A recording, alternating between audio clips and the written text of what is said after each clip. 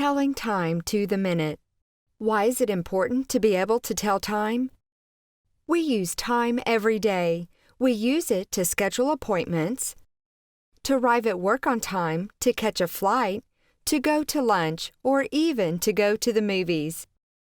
Time is measured in seconds, minutes, hours, days, weeks, months, and years. We measure days, weeks, months, and years using a calendar. We measure time in hours and minutes using a clock. There are two types of clocks, digital and analog. Digital clocks show the hour and minutes separated by a colon.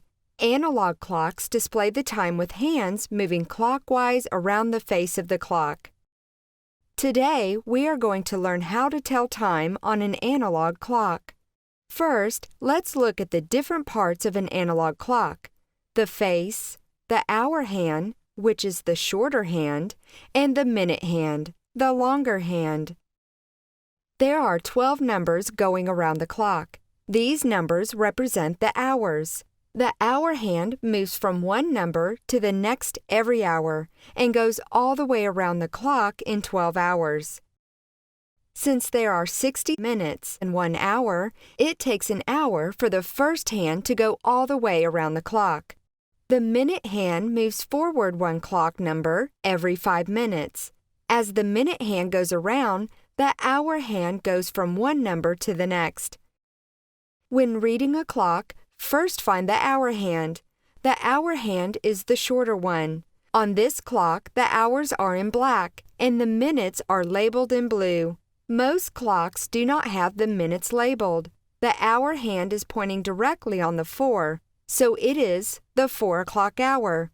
Next, find the minute hand. Here, the minute hand is pointing at the 12. The clock reads 4 o'clock. On this clock, the hour hand is between the 2 and the 3. Because the hour hand is after the 2, but before the 3, it is still in the 2 o'clock hour. The minute hand is on the 4. Since there are 60 minutes in an hour and 5 minutes between every clock number, count by 5s until you get to the minute hand. 5, 10, 15, 20. The time is 2:20. Here, the hour hand is almost on the 8. However, it is not 8 o'clock yet because the hour hand has not yet reached or passed the 8 yet. The minute hand is pointing at the 10. Count by 5s until you reach the 10. 5, 10, 15, 20, 25, 30, 35, 40, 45, 50. The clock reads 8:50. Find the hour hand on this clock.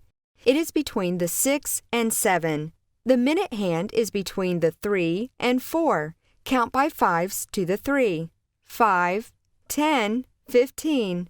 Since the minute hand hasn't reached the 4 yet, count each minute after 15. 16, 17, 18. This clock reads 6:18. In summary, reading an analog clock is an essential skill. The 12 numbers around the face of a clock represent the hours.